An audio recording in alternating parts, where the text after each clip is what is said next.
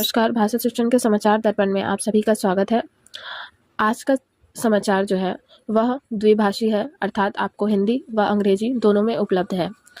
आइए आज का शीर्षक देखते हैं।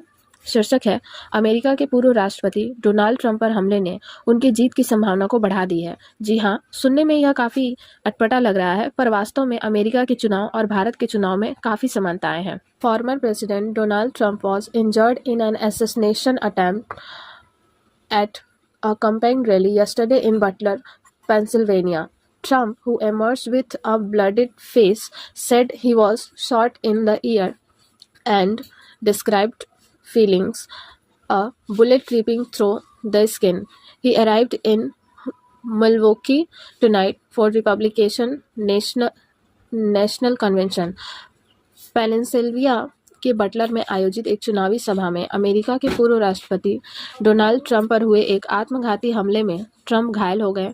खून से लथपथ चेहरे के साथ बाहर ट्रंप ने कहा कि गोली उनके कान को छूते हुए चमड़ी छिलते हुए निकली। President Joe Biden, speaking from the Oval Office, implored Americans to stop viewing their political opponents as enemies. It's time to cool it down.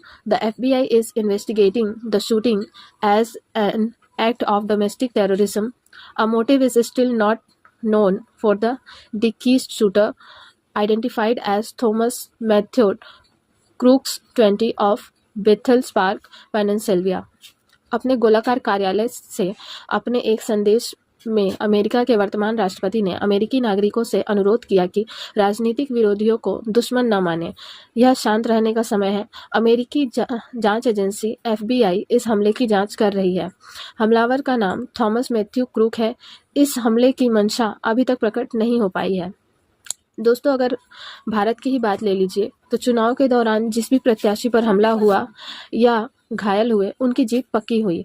America हो या ब्रिटेन, हर जगह भारतवंशियों की संख्या इतनी अवश्य है कि वह किसी भी चुनाव को प्रभावित कर सकें। जीत और हार में उनका बड़ा ही योगदान होता है।